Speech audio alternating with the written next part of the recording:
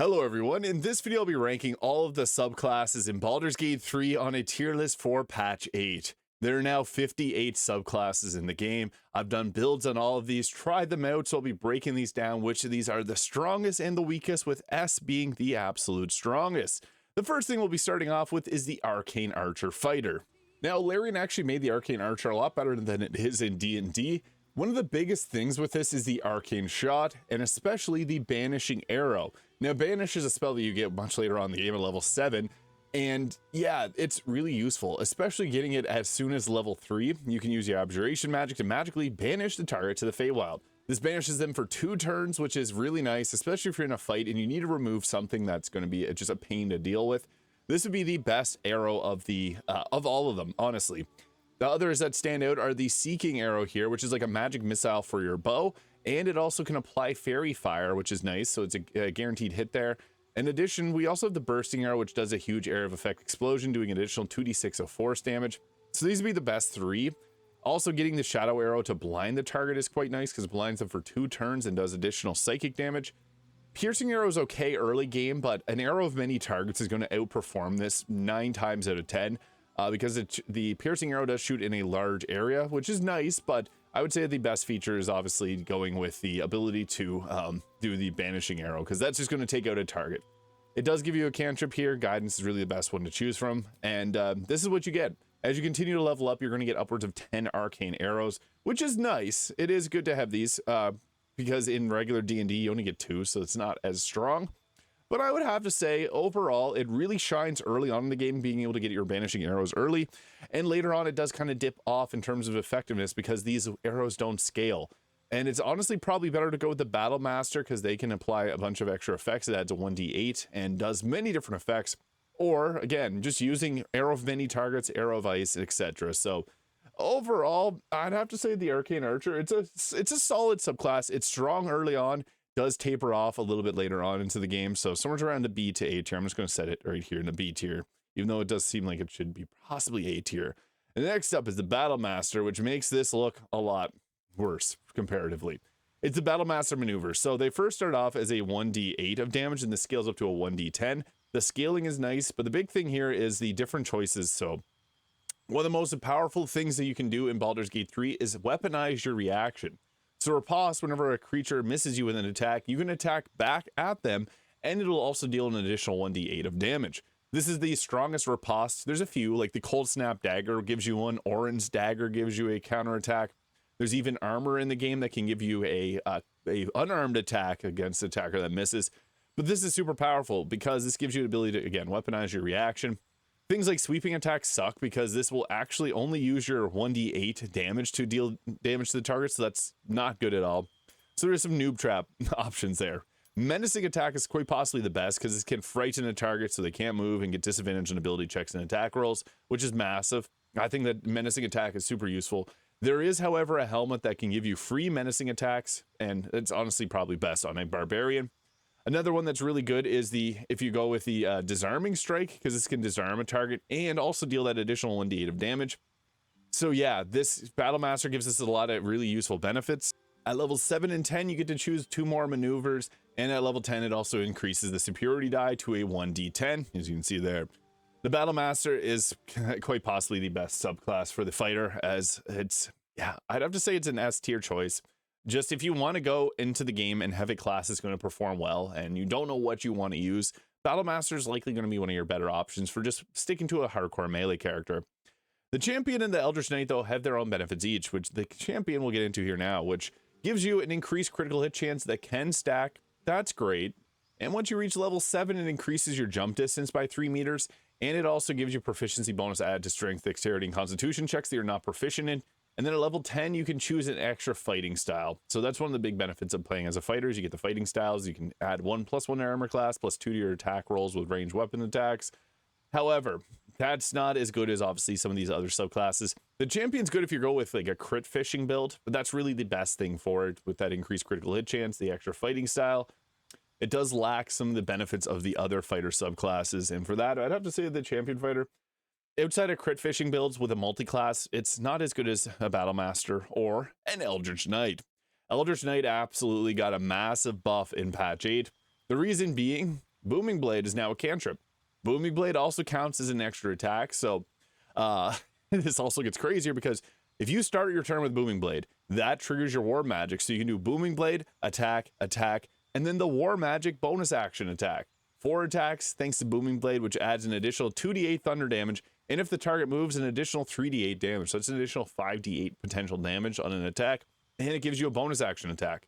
Normally, to trigger War Magic, you'd have to do like cantrip of like Firebolt and then do your bonus action attack. That sucks. This is really a game changer. I would also recommend taking a Mage Hand because you can use the Mage Hand to throw potions at yourself too. So it's nice to get you the spells. Shield is also useful to increase your armor class by 5. You're not going to be casting much, but it's also decent to have Magic Missile in case there's an enemy that, let's say, has like 2 health left and you want to deal damage to another target as well. This can be good. It also is good for breaking concentrations, but you're not typically going to be a spellcaster. Previously, the biggest thing with the Eldritch Knight was the weapon bond here, which could make it so that your weapon would return to your hand once thrown. So they were kind of a thrower build. In patch 8, now thanks to Booming Blade, they're as good as a Battle Master, if not better. And I think they potentially are better because that 4 attacks is seriously something alongside Booming Blade. However, you could also play as a High Elf and take Booming Blade as a cantrip and play the Battle Master. And that's going to be probably just as good, minus the extra attack that you get from War Magic. I think that the Eldritch Knight did get a massive buff in patch 8, so I'm going to put this up here. The Battle Master, I would also say, is really good too, and because of the riposte being the biggest benefit there, but the Booming Blade is very, very useful. And next up is a Sorcerer, which got an interesting new subclass with the Shadow Magic Sorcerer, but we're first going to be focusing on the Draconic Bloodline, which is extremely powerful. The reason that Draconic Bloodline is strong is it gives you a built-in mage armor, so you don't have to expend a spell slot to give yourself that base armor class of 13. So great early game survivability. It also gives you an additional 1 health point per each level, so it's an additional 12 health at max level. You can choose a Draconic Ancestor, which will give you an additional spell. One of the really nice ones being is Armor of Agathis, which you normally cannot get without taking like a Warlock. So this is huge. It can give you 30 temporary health and 30 cold damage on an attacker if you use a level 6 spell. And these are really useful too, because once you hit level 6, you can add your charisma modifier to that damage, and you can also become resistant to that damage type. The best ones being fire, lightning, and cold. Fire is great because you can add your charisma modifier, so you can add a +7 potentially to your scorching ray bolts, which that becomes pretty devastating really quickly. Lightning and cold are powerful because they can be doubled with damage. But the really big thing here is adding your charisma modifier, the extra armor class, and at level 11, you can fly with the Draconic Sorcerer. Unlike if you take the Storm Sorcerer, which gives you a bonus action fly, the Draconic Bloodline fly at level 11 uses your movement speed and no bonus action. The Draconic Bloodline is powerful for, there's 3 main powerful builds, fire, lightning, and cold, but you could actually make any of these damage types work, poison or acid even. They're not going to be as strong, but honestly, very, very powerful build. It's a spellcaster. What makes the Sorcerer so strong? Quicken Spell and Twin Spell, the meta magic. So you get, at level 2 and 3, you get to choose different meta magics, so the sorcery points that are used for that. Quicken Spell means you can cast a fireball and then do a bonus action fireball. A wizard can't put out that much damage in a turn. Not that damage is everything, as the wizard brings utility. However, the Draconic Bloodline is going to be one of the strongest casters in the game. And for that, I actually think, yeah, this is another S tier choice. I would say it's Draconic Bloodline's up there, Eldritch Knight, and yeah, these are 2 of the best. I started with some of the strongest ones. But next up is the Shadow Magic, and this is one that I really do enjoy because it gives you some cool features. So you get the Strength of the Grave. If you get reduced to 0 health, you come back up with 1. You get Dark Vision up to 24 meters. That's cool and dandy, but its best features. At level 3, we get the Eyes of the Darkness. Now, there's only one way for a class prior to patch 8 to get the ability to see in the dark, and that's by taking the Warlock. And at level 2, you can take the Invocation Devil's Sight, which gives you the ability to see in magical darkness. This is another way now, so you can cast this. It uses 2 sorcery points, and it gives you 10 turns of the ability to see in magical darkness. Why this is huge? Darkness really messes with the enemy. It's extremely powerful. You can camp out in your own darkness and keep yourself alive. Make the Shadow Magic Sorcerer extremely powerful. I think of this as one of the stronger ones in the game, just due to the fact that you can get the darkness up. Again, Quicken Spell is super powerful, the meta magics, but also once we hit level 6, we get the Hound of Ill Omen, which is a dog with 42 health. If it gets hit with a melee attack that doesn't have radiant damage, it'll splinter off into another dog, and those dogs can splinter off into more dogs. Then you can have an infinite army of dogs. You can use Aid on them. You can use Hero's Feast on them. They're really good. They're not the highest damage, but they draw attacks away from your team. In addition to that, it uses sorcery points and it's permanent. They changed it. It used to be till long rest, but now you can summon it in, take a long rest, and you have the dog thereafter. Really useful. The other benefit of this is it's good for breaking concentrations, and it can recover your own sorcery points. So it has an ominous bite attack, which will apply a random omen. So it could be like an acid omen, and then you have to deal acid damage to the target to regain a sorcery point. It also has the Umbral Tangle, which can grab enemies in its spot. And the nice benefit is once you hit level 11, you can teleport using a bonus action without a spell slot to anywhere that's dark on the screen. So lightly obscured or heavily obscured, which works with your own darkness. And then once you use this teleportation with only use your bonus action, you then get the distance spell meta magic, so you can increase your spell range by 50%.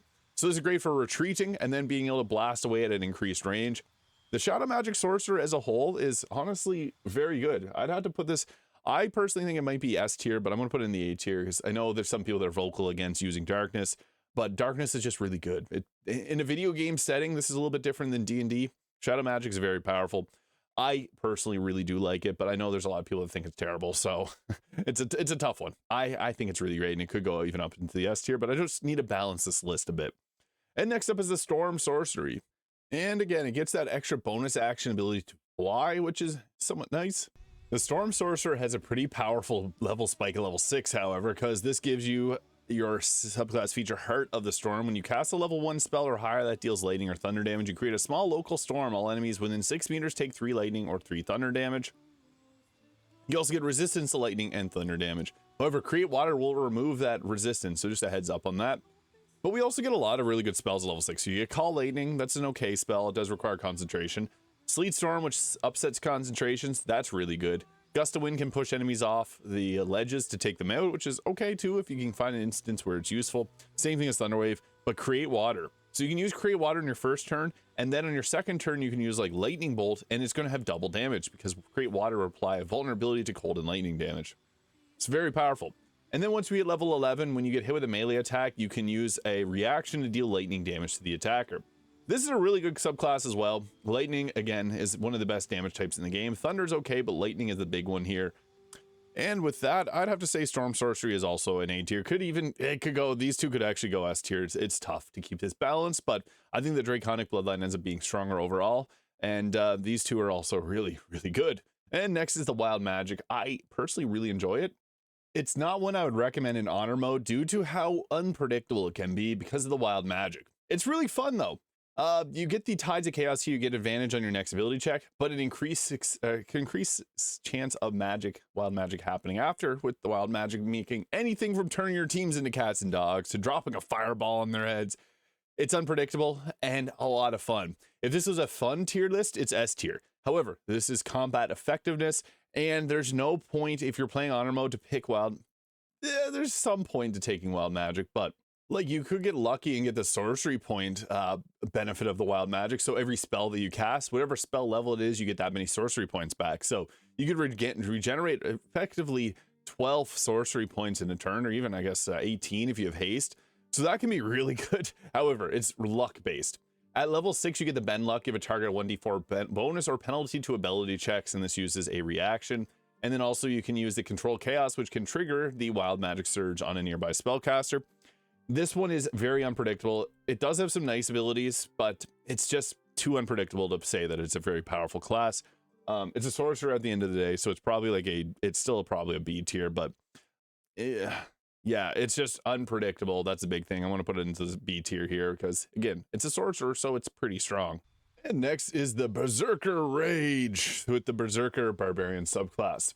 So we got a new kid on the block with the Giant Barbarian, which is meant to be more of a thrower because it adds double your throwing damage on its attacks. And at level 6, you get the ability to add elemental damage to an attack and apply the thrown property. So you can throw a greatsword now and actually make it do damage. The Berserker, however, is still going to be the stronger subclass for throwing at the end of the day because it gives you the Frenzy here, which gives you the Enraged Throw. This is a bonus action throw. The reason that this is so strong is because you can throw more times than the Giant Barbarian. And still, the best weapon for throwing at the end of the day is going to be Nirolna. Nirolna does a huge area of effect damage on targets whenever you throw it. So even if you take the Giant Barbarian, which you can throw any weapon with, you're still likely going to want to get the Berserker. The other problem with throwing is if there's a weapon special ability on it, like the Baldur Giant Slayer, it doesn't actually add the extra 2d8 of, or the extra damage from your strength modifier to it. That's a big problem because any of the effects, like if you throw a Sorcerer weapon, it doesn't apply silence on hit. It has to be a melee attack. The Berserker doesn't really care about that because they're going to be throwing a Returning Pike and Nirelna.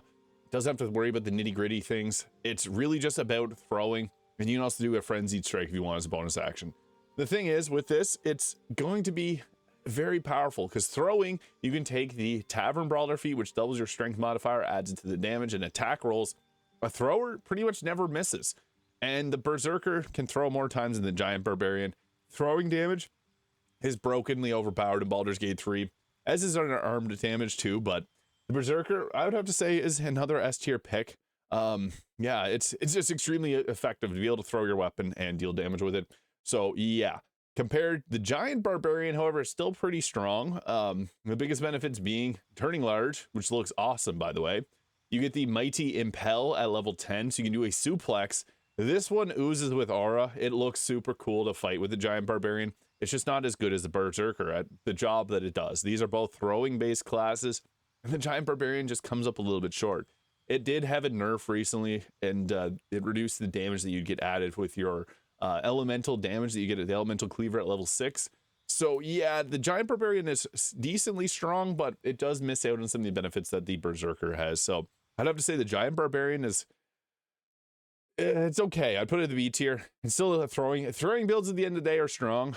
If you want to throw a specific weapon, this is a good choice. But since it's also going to be compared to the Berserker, if the Berserker didn't exist, this would probably be up to A to S tier. But if you're going to do a throwing build, Berserker just beats it all. And next we got Wild Magic, which is an interesting one. So this has a Wild Magic Rage. Basically, it has random magical effects, but it doesn't have as bad of effects as the Sorcerer.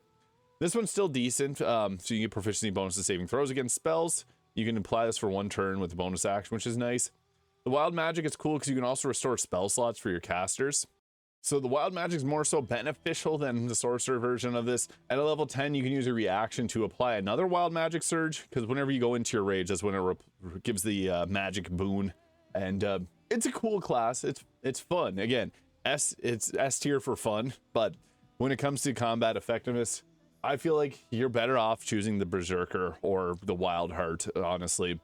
I'm going to put the Wild Magic in the C tier. It's not as bad as some of the others, but it just doesn't have anything really drawing you into taking it over something else. Like if we were to take the Wild Heart, where I think the Wild Heart really shines is the Bear Heart. While raging, and use the Unrelenting Ferocity, and you have resistance to all damage types except Psychic. So you become resistant to fire, lightning, cold, etc.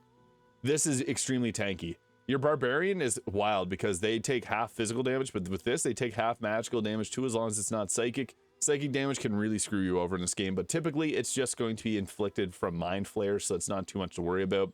But you can give yourself that extra heal. You got the Bear Heart there. The other hearts are good too, like the Eagle Heart gives you a dash as a bonus action. The Elk Heart gives you the movement speed increase by 4.5 meters when you use the Primal Stampede there. You can rush forward and knock targets prone. I also really like the Tiger Heart, because with the Tiger Heart, you get the Tiger's Bloodlust. You can do you can attack 3 targets at a time and make them all bleed. What's nice about this cleave too is it's not like the other cleaves which don't do as much damage. This one does your full damage, so that is good. It's not going to be that much weaker. It's an okay attack. I guess it does get your half attacks there, but it does make the targets bleed, which we can then further set up if we take an animal aspect. So these come at level 6, which gives some special abilities. Like the Bear gives you double carry capacity and advantage on strength checks. That's all good. Resistance to fall damage and blinds targets when you throw camp supplies, which is kind of funny. The big one here is if you go with the aspect of the Wolverine, when you attack a bleeding or poison target, you maim it for 1 turn, which reduces its movement speed to 0. This can be really good because you go in, you bleed a target with 1 cleave, and then you go and attack them again, and then they become maimed so they can't move. Very useful. There's also like the Honey Badger. If you're poison, frightened, or charmed, you start your turn 50% to start raging without expending a rage slot. Stallion aspect, dashing into temporary health points equal to twice your Barbarian level. Tiger, you do additional strength modifier to attack rolls against bleeding or poison targets and gain proficiency in survival. So the Tiger also grows really well too, because you can go double Tiger and basically not miss. So yeah, this one is really good. The big thing though is the Bear Heart, because that can give you half physical damage. And with that, I'd have to say that the Wild Heart is probably around the A tier. Berserker is going to be the highest damage. The highest defense is the Wild Heart. So next we're getting into the Bard. Now, the College of Glamour is a little bit lackluster. You get the Mantle of Inspiration, which is nice because it can apply Charmed without a check. Charm means the target can't re-attack that target, so that can be good. I imbue 2 allies with Vigor, and you can eventually do up to 4 targets with 11 temporary health. It's not massive, but it's something. It uses your Bardic Inspiration. But you get the Mantle of Majesty at level 6. What the Mantle of Majesty does is basically a command spell as a bonus action without expending a spell slot. And you can use that to do a command, like tell the target to walk towards you. You can use that for a lot of different reasons. It's okay. I would have to say the College of Glamour, it's more of a support style class, but compared to the College of Sword, it's just, and even College of Lore, it comes up short. So yeah, I've used this extensively. It's a fun class if you really want to use it, but I honestly just think that this one kind of sucks. So I'm going to put it in the C tier. It's not the worst thing ever because the charm without a check is nice, but it just doesn't bring the same oomph as some of the others, like the College of Valour, which gives you a much better ability with the cutting word. So you can use your wit to distract a creature and sap its confidence. So basically this gives a 1d6 penalty to a target's attack rolls, ability checks, or saving throws. And you also diss them. It looks pretty funny. So this is really nice. Giving that penalty is super effective. You also get at level 6, the magical secrets, which you normally get at level 10 for all the bards, but you get an additional 2 choices at level 6. So you can take Spirit Guardians, level 6. You can take Hunger of Hadar, level 6. This is really good. That's really the 2 biggest things for it. You get cutting words and you get the magical secrets at level 6, but it's still pretty good. At the end of the day, it's a great, I would say it's much better than the College of Glamour because cutting words just brings a much better benefit, I would say, than being able to apply Charmed, because Charm doesn't really matter too much in the grand scheme of things. Enemies can still end up hitting you by area of effect spells or things like that. Whereas with this, you can give a minus 1d6 penalty to its attack rolls and all that. And you also get Spirit Guardians much earlier on than level 10 you would at the College of Glamour. With that, the College of Lore is a good choice. I would have to say it's a A-tier pick. It's pretty effective. It's a bard. But the next one is the best one, the College of Swords. Now, what makes the College of Swords so good, not just the fighting style, which you could take in 2-weapon fighting or dueling with, it's the slashing flourish. You can attack 2 enemies at a time. One of the most powerful builds in Baldur's Gate 3 is the 10 levels of the Bard to get the extra attack and the magical secrets at level 10, and 2 levels of Paladin, which keeps you a full spellcaster, so you get a level 6 spell slot. But the big thing here is, with this, you can apply smites on 2 targets with a slashing flourish. So you can do your slashing flourish, apply smites on both targets. Really good. You also get the range slashing flourish, which is cool because you can use a bow attack on the same target twice. So that is also quite good. It also does an additional 1d6 of damage using your Bardic Inspiration die. You also get defensive flourish, which will increase your armor class by 4, which is also really big. Yeah, there's a lot to enjoy about the College of Sword Bard. Level 6, it gets the extra attack. The College of Swords is quite possibly the best melee class in the game, because if you mix in the Paladin with the smite, you can smite 4 times per action, which is just crazy. So you do your extra attack with the slashing flourish, boom, boom, boom, boom. That burns through spell slots, yes, but it burns through the enemy's health resource, which is the best thing about it. Sword Bard, easily S tier. I put it right up there. I might even think it's a little bit better than Eldritch Knight, just because of the damage output is crazy. And not to mention, you can also learn a lot of spells like Hold Person and Command from the Paladin. So with that build that I was talking about, you can do a bonus action spell if you have the Band of the Mystic Scoundrel, which takes this up to S tier. You can solo the game with the Sword Bard Paladin. It's also a charisma face character, so you can use this as your face your character, which is great. But the College of Valour is interesting. So you get Bardic Inspiration here, add a 1d6 bonus to their next attack roll, ability check, or saving throw. The College of Valour also gives you medium armor proficiency, shield proficiency, and martial weapon proficiency. The College of Sword gives you some of those. So it gives you the medium armor proficiency and shield, and gives you different sword proficiency. So I guess just scimitar proficiency.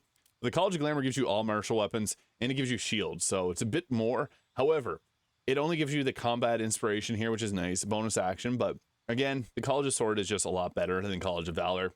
I think if you're looking to do like a melee bard, you're better off doing the College of Sword, because the flourishes just outshine the combat inspiration that you can do here. They both get that extra attack. You get more martial weapons with the College of Valor, but you can always just multi-class. So I'd have to say, if you're comparing this with the College of Sword being a class, the Valor Bard is okay. It's probably enough to go B tier, but I'm just going to put in the C tier to keep this balanced, because I think it is a little bit better than the College of Glamour, but yeah, we're missing something here to make it as good as the Sword Bard. And next up is the Clerics. Now, the Clerics all come with some unique benefits. The Death Domain being the newest, we'll start there. This gives us the ability to use Reaper, which early game is extremely effective because you can target 2 targets with your Necromancy cantrips. We can also switcheroo this and take the Debone Chill here, and then give ourselves the Toll the Dead and Bursting Sinew. So that's 3 different Necromancy cantrips we can use, Toll the Dead being the highest damage. Also, Wisdom Save, which is much better in Sacred Flame. You ever wonder why Shadowheart misses all of her attacks? Goblins are some of the most common things you fight, and they're high in dexterity, and this is a dex save. This is a Wisdom Save. Goblins aren't that wise. Now, the Death Domain's really biggest benefit is that Reaper, but at level 6, you can ignore resistances to necrotic damage with their inescapable destruction ability. So you can upcast Spirit Guardians at level 6 spell slot, and it'll ignore resistances, and then you can use your Blight and all that to deal quite a bit of damage. It's pretty good. Honestly, it shines early game, but this is something you can use all the way through the game. The big problem with big problem with necrotic damage is all the targets that resist it, but anything that's immune to it is likely weak to radiant damage, which we also have. So it does kind of shine. I would have to say the Death Domain's not that bad overall. It's pretty effective. So I would have to say the Death Domain is probably somewhere around the B tier. It's pretty good. Early game, it shines, but doesn't shine as bright as some of the other ones here, like the Nature Domain, I would say, early game, which gives you Shillelagh you can use on a torch, but we're getting into the Knowledge Domain here. So this gives you Command, which is a spell we normally would already get, and Sleep, that's okay. But the big thing is you get to take extra skill proficiencies. So you can learn expertise, you can get expertise into of either Arcana, History, Nature, or Religion, and your proficiency bonus abilities is for your proficiency bonus is doubled for these. So it's pretty effective. At level 2, you gain proficiency in the skills of a chosen ability, so you can learn, you can get like a charisma-based proficiency in all those skills. So that's level 2 Channel Divinity. Level 3, you get Hold Person. Like each of these comes with their own spells. At level 6 Knowledge Domain, you can get the Read Thoughts, which basically gives you Detect Thoughts at will and Speak with Animals at will. Level 8 gives you Potent Spellcast, and it has Wisdom modifier to the damage. You also get Dominate Person Telekinesis at level 9. This is great if you don't like combat. I'll be honest, it's great for outside of combat. And I feel like the Knowledge Domain really shines in D&D, but in Baldur's Gate 3 when combat is so important, it does slightly go down a little bit in terms of effectiveness. However, it's still nice, especially for its utility outside of combat.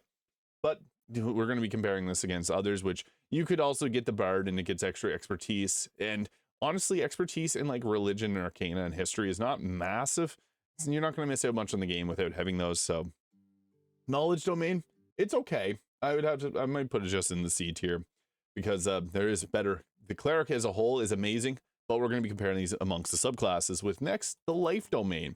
So Life Domain gives you the Disciple of Life. Whenever casting healing spell, the target regains additional health points equal to 2 plus the spell's level. That's nice. It also gives you Cure Wounds and Bless. At level 2, it gives you the Channel Divinity Preserve Life, which gives you 3 times your character level hit points healed to them. At level 6, you get the Bless Healer. Healing others heals you as well. So whenever you spend a level 1 spell slot or higher on a creature, you gain health points equals to 2 plus a spell's level. So it keeps you alive. And then you also get a bunch of the healing spells as your Channel Divinity spells. This is a good class, I'll be honest. Some people think it's S tier. I wouldn't say it's S tier. Damage is going to reduce the amount of damage you take. So if you have a strong cleric that can take out targets, that means you're going to have to heal less. The action economy of Baldur's Gate 3 rewards you for taking out enemies. Hold Person being extremely effective because that just means the targets aren't going to hurt you. Whereas healing as a reaction, being reactive with healing versus being just ahead of the curve with the other classes. Yeah, this one I would say is I'm not going to say it's a bad class. Healing is good. I'll put it into the B tier.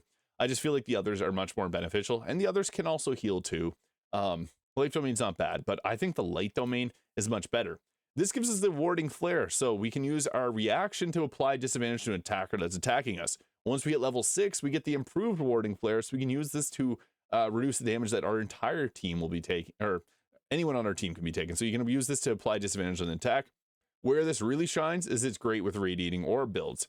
It also gets the ability to do a 2d10 of radiant damage in a large area effect and get rid of Magical Darkness at level 2 with its Channel Divinity. The Light Domain is very strong. It only gets our medium armor proficiency, but that's all it really needs. It's more so a caster because you get Fireball, Wall of Fire. You get a lot of fire and radiant damage spells with this. So it's a great caster too. One of the best things about the Light Domain Cleric is popping up your Spirit Guardians and then starting to drop fireballs. Very, very strong.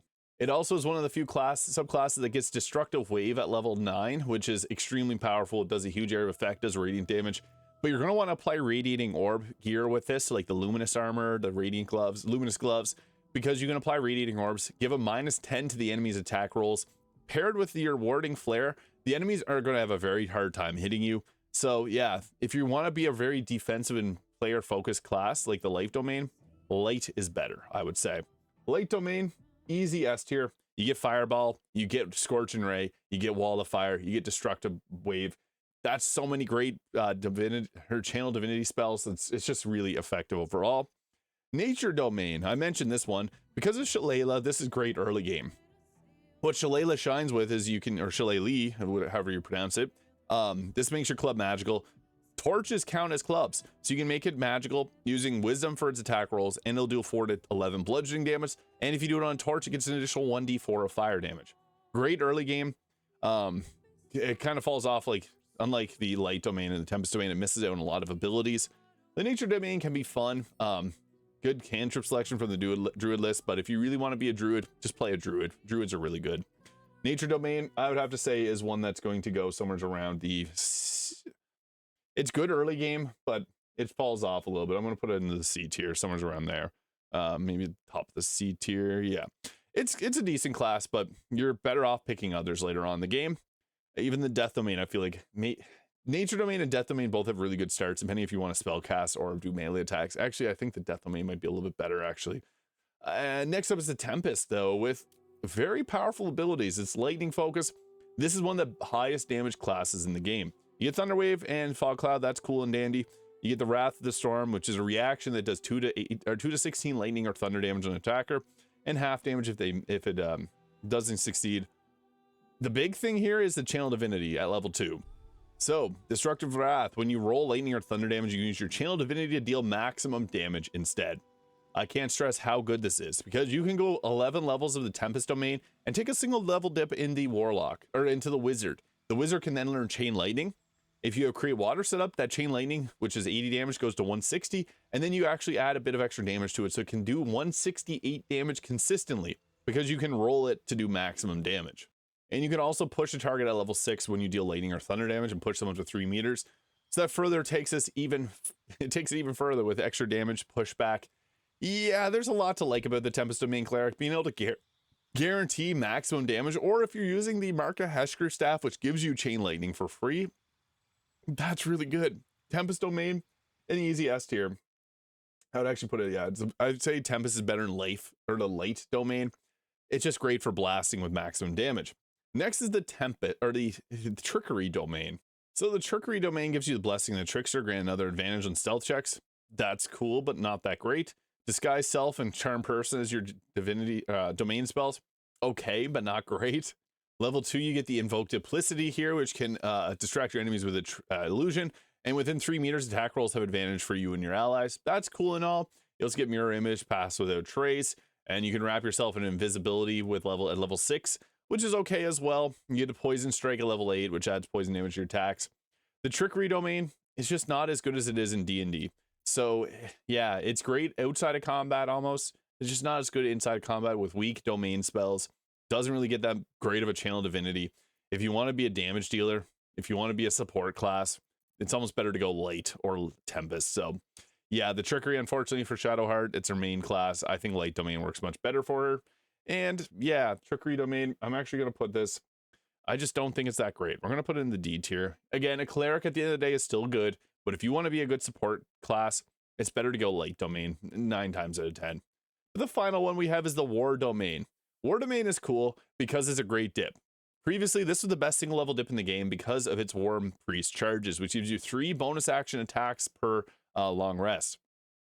That's nice because you can add this to a fighter who normally gets the 3 attacks, and you give them 3 bonus action attacks. So a Battle Master can now basically do what the Eldritch Knight can kind of do. But with this, that's really the biggest benefit of it. The War Domain it's good. It gets some good spells, and if you want to play a War Domain, it's great for the bonus action attacks that you do get. But it just feels like if you want to do that role, you're better off with a Tempest Cleric, which also gets heavy armor proficiency and shields. So yeah, I don't know. The War Domain, it's great, but I think its biggest benefit is the dip of 1 level to give yourself those War Priest charges. It can be good if you want a melee spellcaster hybrid, but I don't know. I don't think it's as good as some of the others here. So I'm going to put in the B tier because it is good to be able to get that bonus action attack, but out of all the clerics, it's just not as strong as some of the others. And next we're going into the Druid. And first up is the Circle of the Land. This is an interesting one because it's a caster, but you also get Wild Shape as a backup. Wild Shape is nice if you need extra health because you can turn into like a owl bear and get a bunch of extra health. You can also replenish your spell slots while out of combat. This is similar to the wizard with their ability to do that as well. You can only get up to a level 5 spell slot back, however. Good spell list. The Circle of the Land gives you a bunch of different spells though. The biggest benefit of the Circle of the Land is you can get things like Cone of Cold, which normally is not a spell you can normally get. You can get Haste, you can get a lot of spells that aren't accessible to the other subclasses of the Druid. It's a spellcaster with extra health. It's actually really good, I'll be honest. The Circle of the Land is really effective because of the extra backups that you do have with your Wild Shape. But I don't think it's as good as some of the others on this list. So I would have to say Land Druid is probably, it's high B to A tier. The Circle of the Stars actually opened things up for the Druid and made it a little bit different. Circle of the Moon, however, this gives us the Lunar Men, so you can use your spell slots to regain health points while in Wild Shape. If you want a Wild Shape, this is the best one. It comes with its own unique abilities, like you can become a Wild Shaped Bear at level 2. You can also get a special Myrmidon form once you hit level 10. These also get 3 attacks. The Air Myrmidon being the strongest of the Circle of the Moon because the Air Myrmidon can do stunning flail attacks, which can stun 3 targets per action. That's really good. And the Moon Druid also gets I would say it's one of the best subclasses in the game if you want to be tanky, because you can expend your spell slots to get your health back. You can also Wild Shape 3 times, so you could go into an owlbear 3 different times, which is really good. This is a very tanky class. It's also strong. The Earth Myrmidon is also a pretty powerful one too. So yeah, Circle of the Moon is actually really good too. I'd have to say that this is a tier pick. Tanky beyond belief, but also it's got a lot of really good abilities like stunning strikes with the Air Myrmidon, the Water Myrmidon, even the Earth Myrmidon. They're all pretty good. Even the Fire Myrmidon can apply haste to yourself. The Spore Druid, however, is an underrated class. This is a necromancer, so it turns off some people because you don't want to micromanage, but the thing is, your undead will control themselves. This gives you the Halo of Spores as a reaction so you can deal additional damage. This is most useful if the target didn't go down from your attack. You can apply a little extra damage to maybe put them out. You can go into your symbiotic entity form, and when you have the additional health points, you can cast Halo of Spores with double damage. So that's now 1d8, or effectively double whatever the 1d4 is. And with this, you can also create fungal zombies, which are better because they can also raise zombies for you. You also get the Bone Chill cantrip, and there's a special armor for each of these 3 subclasses. And the armor for the Circle of Spores is the most effective because you can apply haste spores to your entire team. This is what makes the Circle of Spores so useful, because you can apply spores, giving your entire team haste, and then they can keep walking into it to get haste. You can apply haste to 4 people, and it doesn't require concentration, and it won't give you lethargy when you lose it. So yeah, because of that armor, it makes the Circle of Spores Druid a very powerful pick. I'm putting that in the A tier as well. Moon Druid is the better true Druid. The Spore Druid is a good Necromancer, and I think it's better than the Necromancy Wizard in a lot of ways. And finally, the Circle of Stars, which adds the new starry forms, Chalice, Dragon, and Archer. With the Archer form, you can do a Luminous Arrow, which does a 2d6 in damage. You can go into your Dragon form, which does Dazzling Breath, which hits in a larger area of effect. It also gives you a bonus to your saving throws to maintain concentration. If you roll a 9 or lower, it's considered a 10. This is really good. For 2-level dip, the Starry Form Dragon is extremely effective because it gives you that bonus action Radiant Breath, which can apply Radiating Orbs. The Chalice is good too because you get additional healing. You do a 2d8 heal on a target, which is nice. You also get the Guiding Bolt Star Map, which gives you a unique resource to cast that. So you get 3 of those here, and you get more as you level up. Once you hit level 6, you get the Cosmic Omen of Weal or Woe, and with that, you can apply a bonus or a negative to the enemies and your team's attack rolls, ability checks. So it's kind of like the Light Cleric in a way that it can protect your team and apply radiant damage. It also multi-classes pretty well with the Light Cleric. So yeah, Circle of the Stars is a unique one. I'd have to say it's another one that's going to go, I'm putting in the B tier above. It could even go A tier. You know what? We'll put in the A tier. It's pretty strong. Getting that bonus action ability is really effective. And then you're also a spellcaster, and the Druid spell list is quite nice. But we're going into the monks now. And the Drunken Master, unfortunately, not that great. It gets the Drunken Technique, which gives you additional 3 meters movement speed and disengage. Not as good as the open hand, getting these Flurry of Blow abilities. It also gets the Darken Proficiency, adding your gain proficiency in performance, and whenever you're drunk, you regain half your key points, and you don't get hit with the negative effects of being drunk. This is a roleplay class, let me be honest. It's not that good. You get a drunken attack at level 4 here. Intoxicating Strike, it's called, which can make the target drunk, and then you get the life of the party, which increases your armor class and attack rolls against those drunk targets, which is cool, but not that good. You can redirect an attack if an attacker misses you with an attack. That's cool. You can use a reaction to make an unarmed attack against the attacker, but there's a robe that'll literally do that for you in Act 3. And the Sobering Realization will remove drunk off a target, deal additional psychic damage, and you lose life of the party. So, not great. Level 11 gives you the Drunken Luck. When you make an ability check, attack roll, or saving throw, you can spend 2 key points to get to negate the disadvantage. So, it's okay, but I think it's a roleplay tier class. If you want to get drunk in the game, good for you. It's really the best benefit for it. So, Drunken Master, D tier. Also pretty bad, the Way of the Four Elements monk. You get these spells. The Flames of the Fire Snake is probably one of the better ones. You can hit your enemies from a fire. Your next melee attack deals an additional 1d4 of fire damage. You have Fist of the Four Thunders. I don't like how some of these look. They look a little bit odd compared to the other spells, because these are just rehashed spells. That's beside the point. It's not good. You can create a climbable ice cube. Cool. Not really that good. You can get an ice knife or a Chill of the Mountain. The thing is, with these, that's 2 key points. Those 2 key points could have been used to do an open hand Flurry of Blows, which does way more damage, and it doesn't use up. Like, if you do this, that's your action. Goodbye. It's not like an attack where you can do multiple attacks. They will trigger your unarmed strikes. You get the bonus action attack, but yeah, if you want to cast spells, play a Sorcerer, play a Wizard, play a Cleric. Don't play the Four Elements monk. It's not that good. It does give you regaining half your key points round down while you're not in combat with the Harmony of Fire and Water, but yeah, the Fireball from this isn't as good as a Fireball from a Light Cleric and any other class for that matter. So, Way of the Four Elements, I might actually just put this in the D tier as well. It's weird. It's really, really weird compared to the Way of the Open Hand, which is really strong.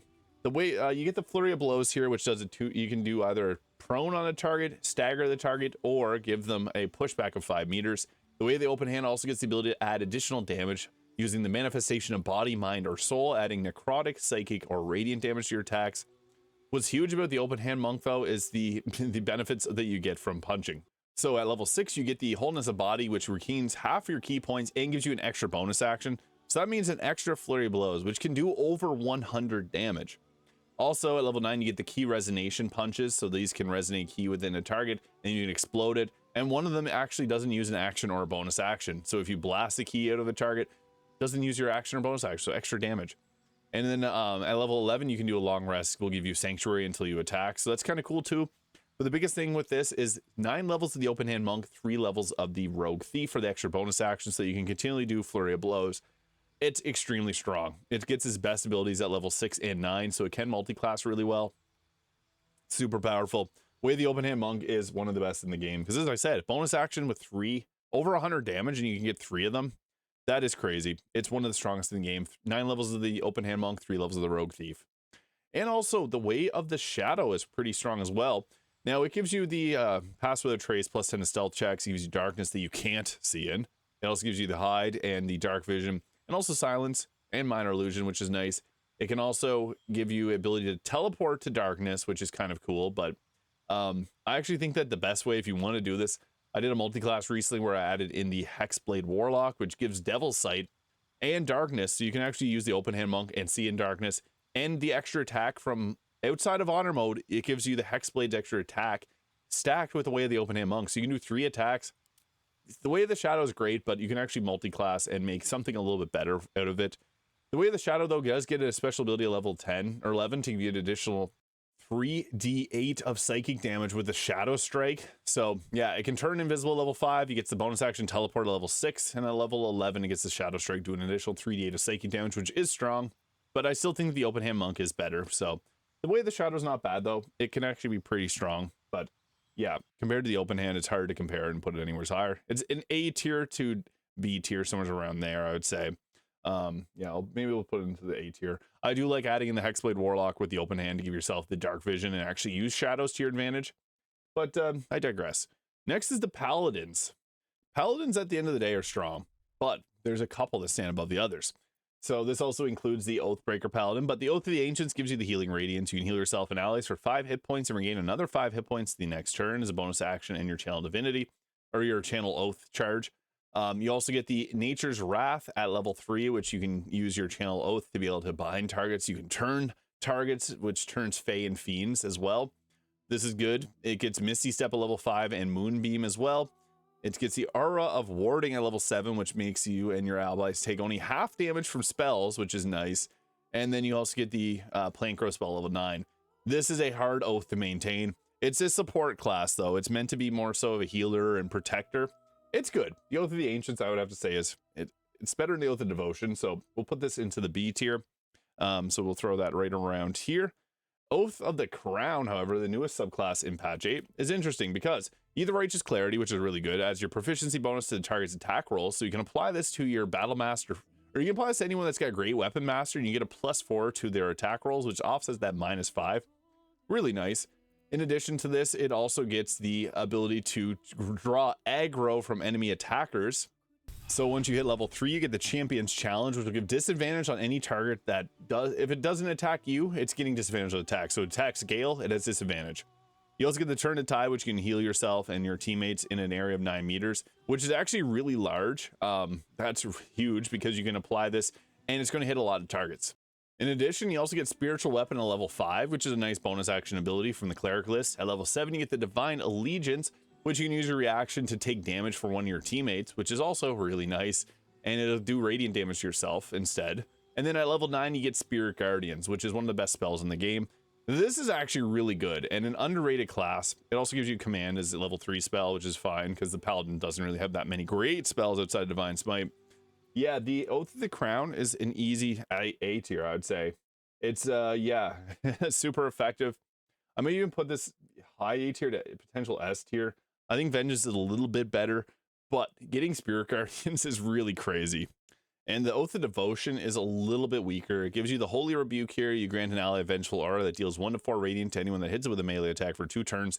This uses your action, not a bonus action, but an action. That kind of sucks.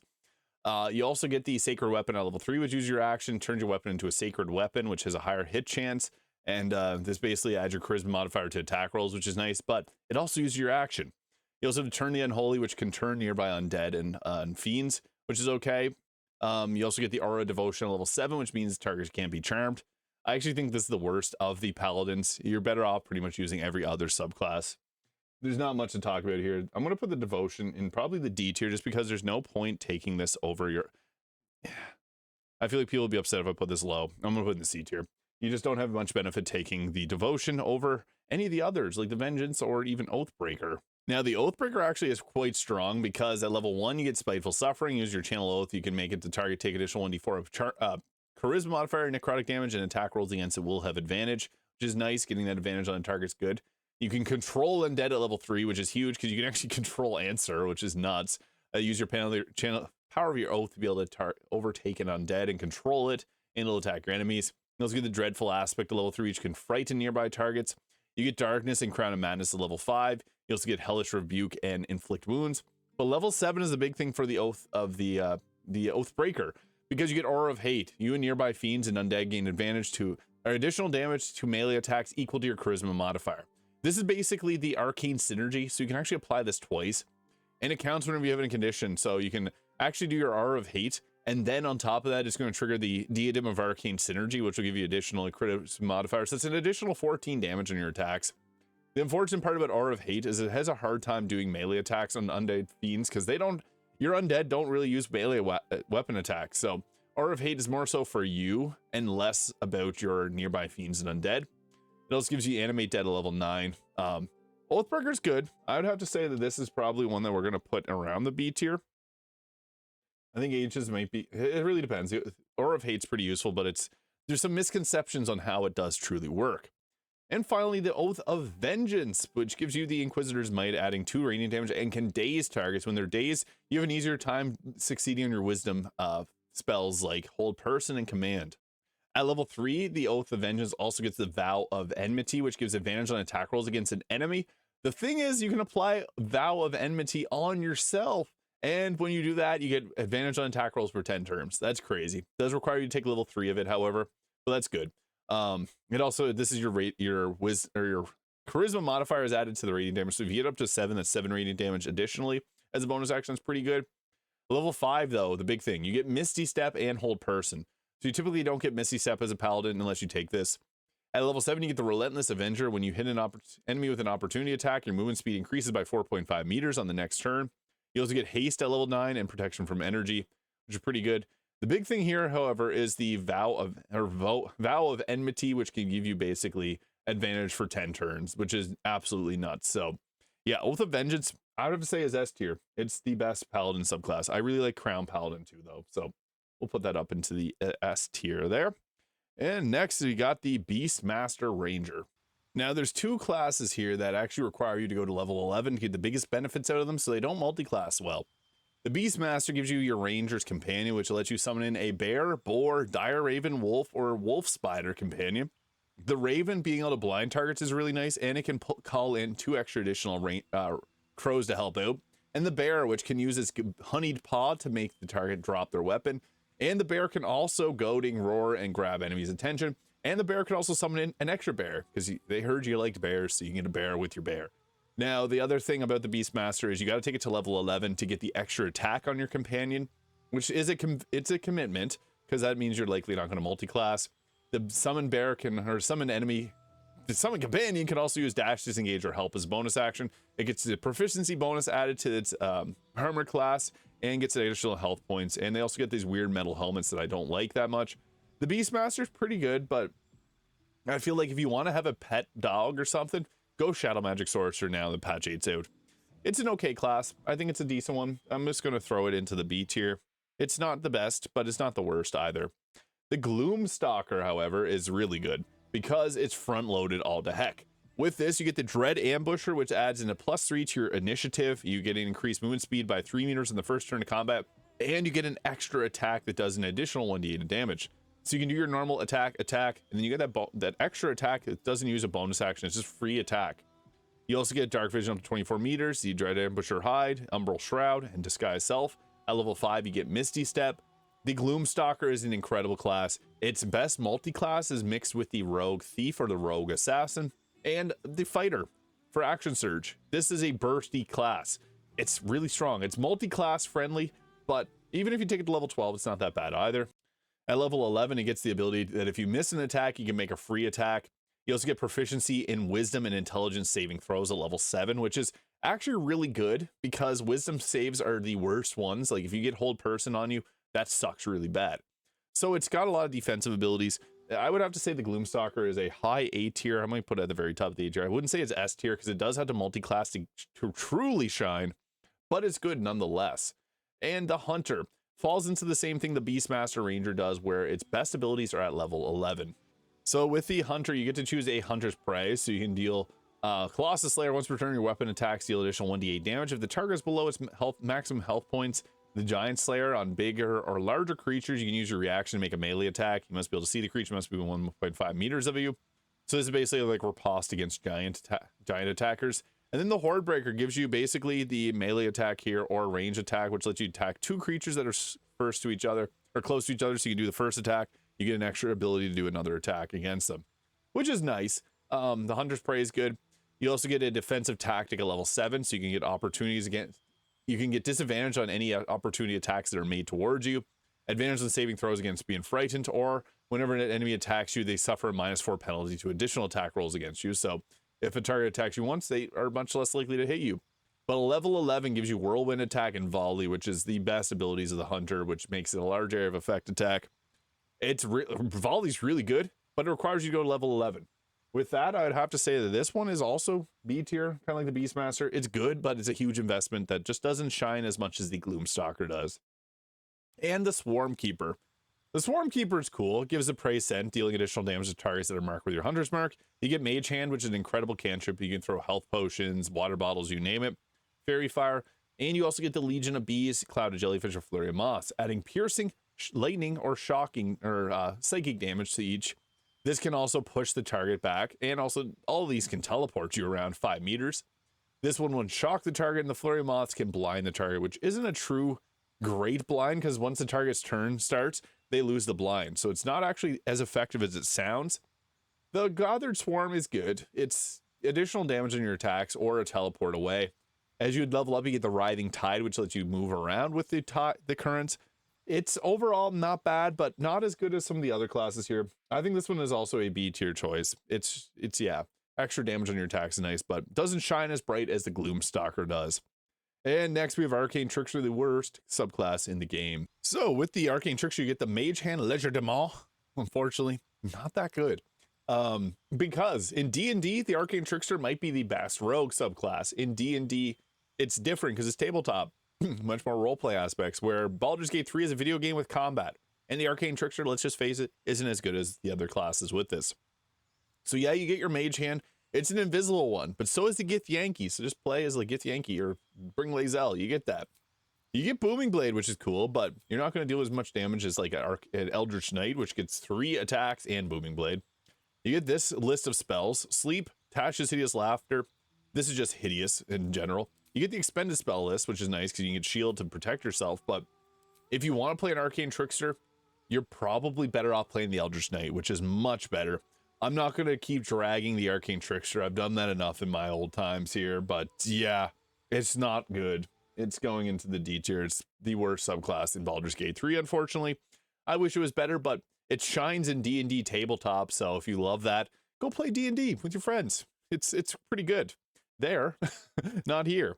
Next is the Assassin, which is it's good because you get the Assassin initiative here. You have advantage on attack rolls against creatures that haven't taken a turn yet. Assassinate Ambush, attack rolls against a surprise creature as a critical hit, and the Assassin's Alacrity. So if you attack a target, you get your action, your bonus action back. This is cool and all, but if you're playing honor mode, this doesn't have as much of an effect because you may know where the fights are, but there's some that will overpower you, unfortunately. The Assassin's best abilities is to pair with the Gloomstalker for the first turn burst, because the Gloomstalker gets extra movement speed, extra attack, and extra damage on the first turn of combat. Now, outside of level 3, it doesn't get anything else until level 9, which gives you basically Disguise Self. Yeah, the Assassin's good for the first turn burst damage, but I think the Thief is better for its consistency over a long period of time with that extra bonus action, which means an extra offhand attack or any of your bonus action abilities. So the Assassin's good, but I feel like people overrate it a little bit. The attack roll against a surprise creature being a critical hit is really nice, but you have to surprise the creatures. You can use that by using Shovel the Quasit, which is nice to surprise targets, because not always will you get the surprise off on them. You have to know the game very well to succeed with the Assassin, but I feel like the Thief is better most times, considering. I'm gonna put the Assassin's probably somewhere around the B tier. It could get even C tier. I think it's not that great in comparison to some others. Yeah, if I put in the C tier, I know people will be upset, so I'm going to put a B to C. I'm going to leave a C tier, actually. Keeping this list a little bit more balanced. No, I'll put a B tier. It's okay. It's really just the biggest benefits level 3, which the Thief does better, in my opinion. But we also got the Swashbuckler here. And the Swashbuckler, if you make a melee attack, they can hit you with an opportunity attack. That's cool. Rakish Audacity, +2 to initiative rolls and scales with your rogue level. That's nice. You no longer need advantage to trigger sneak attack. This is the big thing here. It also gives you the dirty trick Flick of the Wrist, the dirty trick Vicious Mockery, and the dirty trick Sand Toss to throw pocket sand, throw some dirt in their eye. That's the biggest benefit, is taking the Swashbuckler level 4. So if you have a class you want to take to level 8, the Swashbuckler is a great multi-class. And yeah, that bonus to initiative and being able to do sneak attacks without advantage is massive, because otherwise you'd have to equip the Risky Ring or have a target beside you to trigger the advantage against the target. This you don't have to. You just sneak attack against them with the rakish sneak attacks. I actually may switch this around. The Swashbuckler I'm going to put in the B tier, and I'm actually going to move the Assassin to the C tier. I think the Assassin's a little bit overrated. It's not the worst subclass in the game, but it's just not as good. And I think if you're going to be doing the Gloomstalker multiclass, personally, I prefer the Thief. This extra bonus action is massive, because if you're doing the Gloomstalker, you can give yourself like Crossbow Expert and use an offhand crossbow to make an attack with a Ballast Armor, and that offhand crossbow attack can do massive amounts of damage. Yeah, that extra bonus action is massive. The big thing is, though, you can multi-class this with the Berserker Barbarian, which is an S tier class, and you can also put this with the Open Hand Monk, which is another S tier class. So 2 of the S tier classes are heavily powered up because of the Rogue Thief. And yeah, that extra bonus action on open hand means an extra 100 damage, potentially. The Berserker means an extra throwing attack, which can do like 50 to 60 damage. Yeah, the Thief I'm going to put up into the A tier. It's a good one. Best used as a multi-class. You don't take the Thief beyond level 3, really, ever. The only Rogue's just the worst class in Baldur's Gate 3 due to how Baldur's Gate 3 is. However, I will put a little asterisk here. The Rogue is really good in D&D tabletop. Just different format here with Baldur's Gate 3. And next we're going into the Warlocks. Now the Archfey just does kind of suck compared to the other subclasses of Warlock. It gives you Fairy Fire and Sleep, cool. It also gives you Fey Presence, Charm, or Frighten nearby creatures. The Feywild, Beguiling, Disturbing Magics, cool. Charm is okay, and Frighten is good, but Charm's just okay. Once you hit level 6, you get the Misty Escape. So if you get hit with a melee attack, you turn invisible, and then you can use Misty Step as a free action on your next turn, recharges on short rest. That's cool and all, but yeah, I don't think it's that good compared to like the Hexblade now. Yeah, you also get greater invisibility, Dominate Beast, Dominate Person, Seeming, and at level 10 you get the Beguiling, Defenses, which means you can't be Charmed. Charmed is not really that bad of a thing in Baldur's Gate 3. It's bad, but not that bad. The Archfey is the worst, I would say, of the three. So yeah, we're going to throw the Archfey, unfortunately, into the D tier. Next is the Fiend, however, which does have a good spell list compared to the others. This gives you Armor of Agathis and Arms of Hadar. It also gives you a subclass feature, which if you take out a creature, it gives you your Charisma modifier, temporary health, which is really good for extra health and survivability. It also, again, you can take the Armor of Agathis is a really nice spell. It also gives you, so you can get Command, Burning Hands, Blindness, Scorching Ray, Fireball, Stinking Cloud, Wall of Fire, Fire Shield, Cone of Cold at level 9, and Flame Strike. And then you also get the Fiendish Resilience, which you can pick a damage type and become resistance to it, and you can pick a new type per short rest, which is really nice. The Dark One's Own Luck at level 6, you can call on your patron to add a 1d10 to an ability check. This is actually a really good subclass. Yeah, getting temporary health is nice. Getting the 1d10 to agility checks is nice. Cone of Cold, Fireball, Wall of Fire, great spell list, great for multiclassing. If you want to do the best multiclass, would be the Hexblade or the Fiend Warlock with the Paladin. The Fiend is pretty solid. I'd have to put this around the, I'm going to put it around the B tier, high B tier. It's now outshined by their newest subclass. The Great Old One, however, is pretty cool because this gives you the mortal reminder. When you hit a critical hit, the target must succeed a wisdom saving throw or become frightened anywhere nearby it. It's only a 3-meter radius, so that's not actually that large, and you're not going to trigger this as much as people want to think it gets triggered, unfortunately. Yeah, I've had a few debates over this. The Great Old One's good. It also gets Detect Thoughts, Phantasmal Force, Dissonant Whispers, Bestow Curse, Slow, and Dominate Beast, Ever's Black Tentacles, Dominate Person, and Telekinesis for its spells that you can select. At level 6, you get the Entropic Ward, impose disadvantage on an attack roll against you, and if the attack misses, you gain advantage on your next attack roll against the attacker, once per short rest. And at level 10, you get resistance to psychic damage, which is actually pretty huge in Baldur's Gate 3, because psychic damage is from Mind Flayers. And then you also, your patron doesn't appreciate attacks in your mind. When you take psychic damage, your attacker takes the same damage. So this can be a really good reflect attack. The Great Old One's pretty cool. Lore and thematically, yeah. I would also put this one probably around the B tier. The only reason that these aren't as good is because the Hexblade is crazy. So you get the Bind Hex weapon. So for 1 level dip, you can use Charisma for your weapon attack rolls. It also gives you Shield, which is a great spell if you multiclass with like the Paladin to get more spell slots. Wrathful Smite, you get a bonus action Hexblade's Curse. So give you a bonus, you'll do your proficiency bonus on attack rolls against it, or damage against the target, so +4 damage. And the attack roll, you get an increased critical hit chance by 5%, which is stackable, which is really nice. And you also get Meteor Armor proficiency, Shield, and Martial Weapon proficiency. So yeah, this is really good. The Hexblade also gets the Accursed Spectre at level 6, so you can raise a Spectre if you were to take out a target, and the Spectre can go around attacking targets. It also has a cool interaction with the Shadow Magic Sorcerer's dog, so if you multiclass 6 levels of each, there's actually a cool interaction between those two. And also at level 10, whenever you get attacked by someone that has the Hexblade's Curse, you have a 50% chance of negating the damage by using a reaction, which is really good.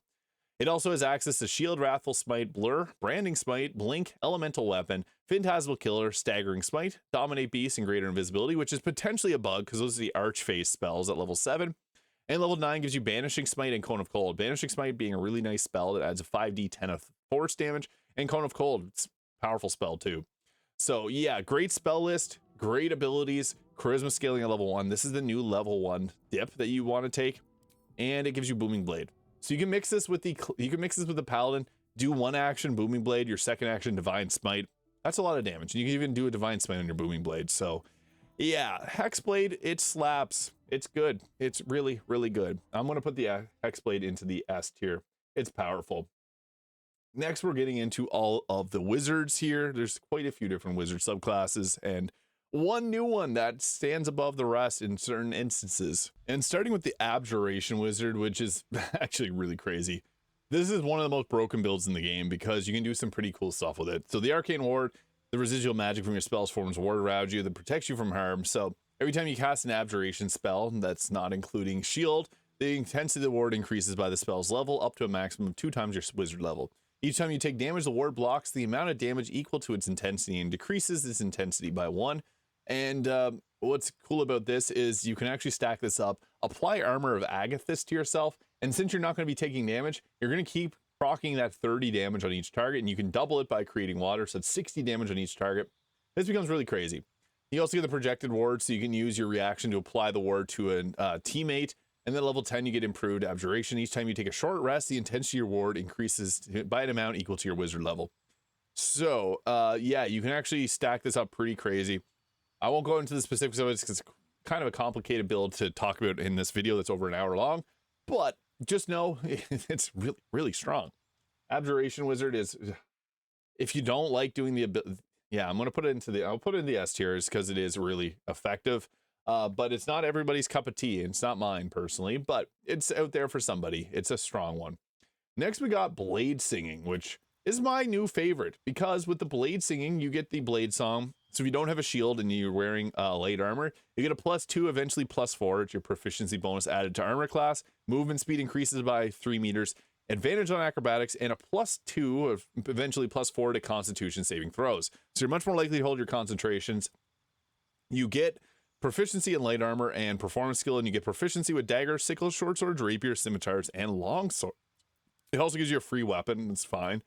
Spell list is great. A wizard can learn anything. It's at level 6 where you get the extra attack, which is a huge power spike.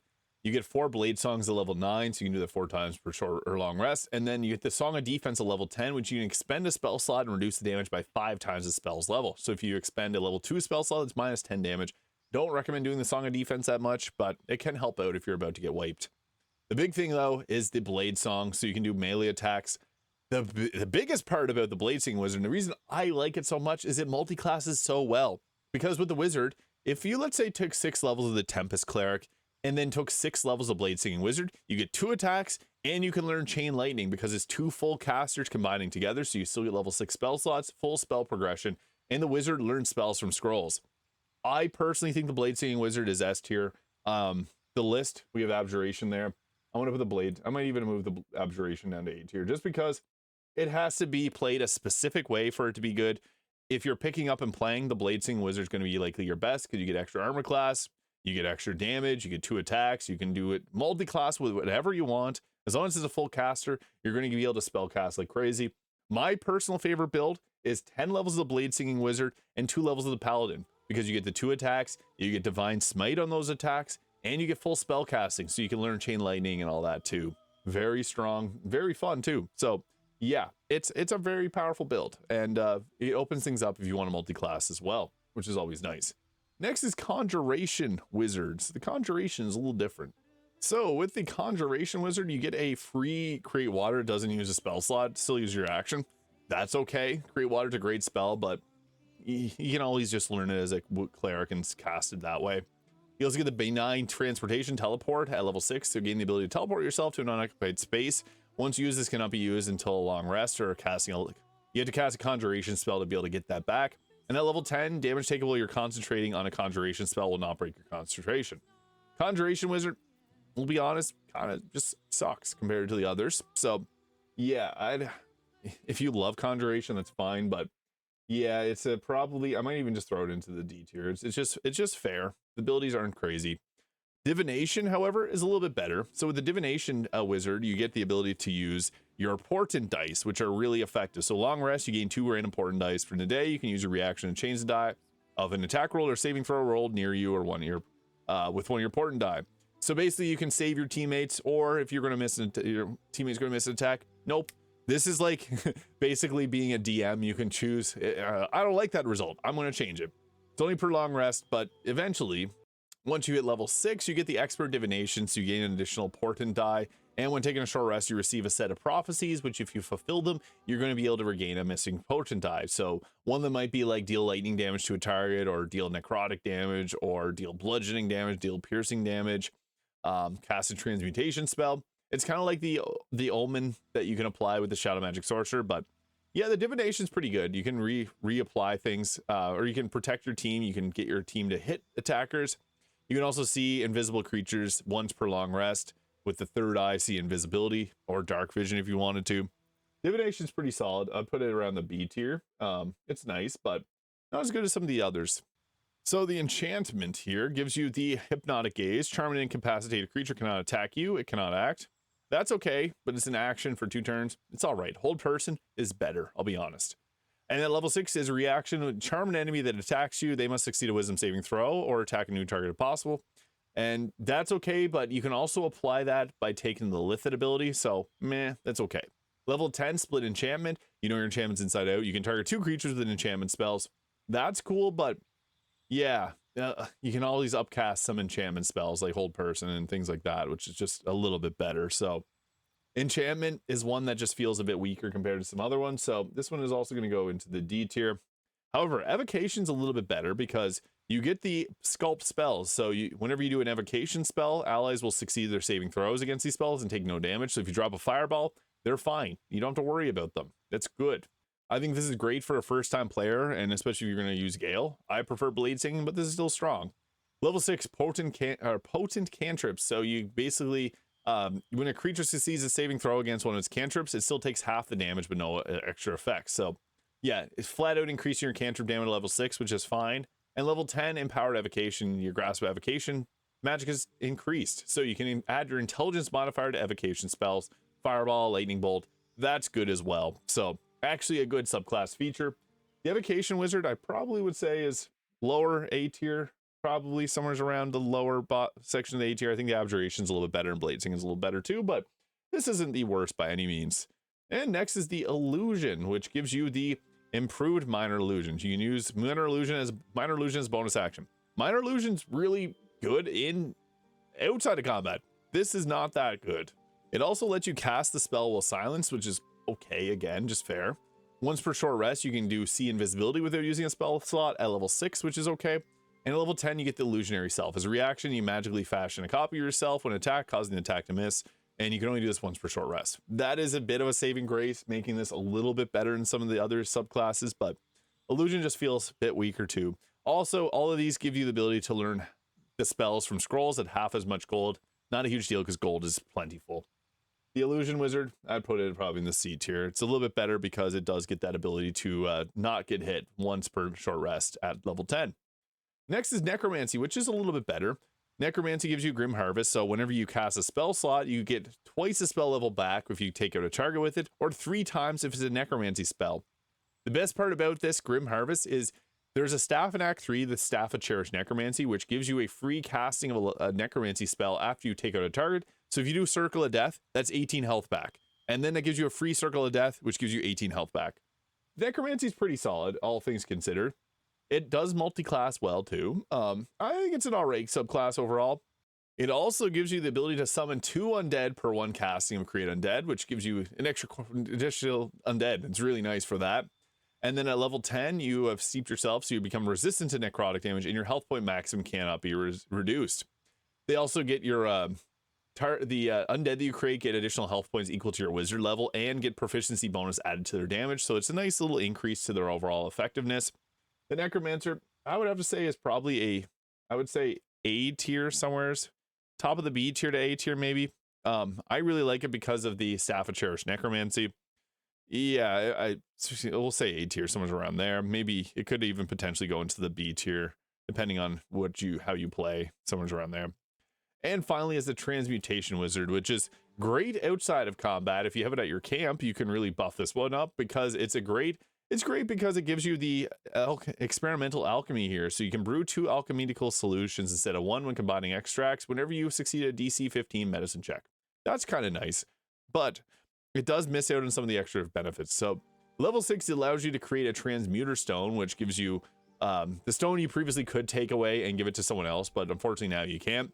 So the stone can be one of the following. It can give you proficiency in Constitution saving throws, so giving a +4 to your Constitution saving throws is huge. You can be able to see in dark vision, or you can see in dark outside of a range of 18 meters, which is fine. It's not magical darkness.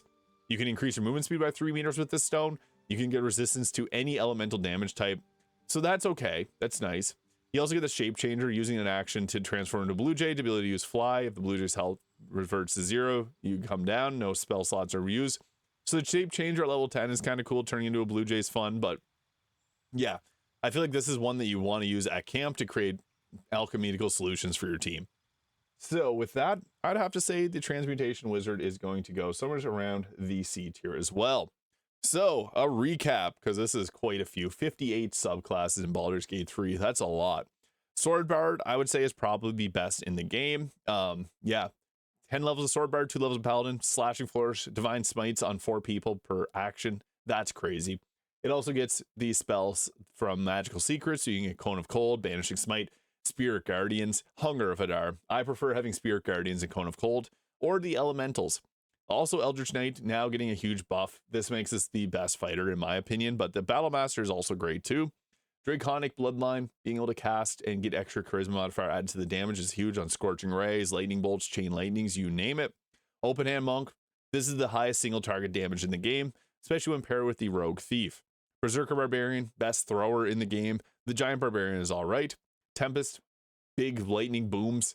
Pairs well with 1 level of the Wizard to learn yourself Chain Lightning, using anything that boosts up your spell save, and then using the Tempest to be able to literally blast and get maximum damage on your Chain Lightning to do a guaranteed 168 damage to 3 targets.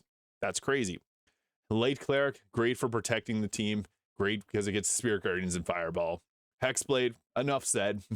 It gets a lot of great spells. It also gets the charisma scaling on your weapon, Booming Blade, etc.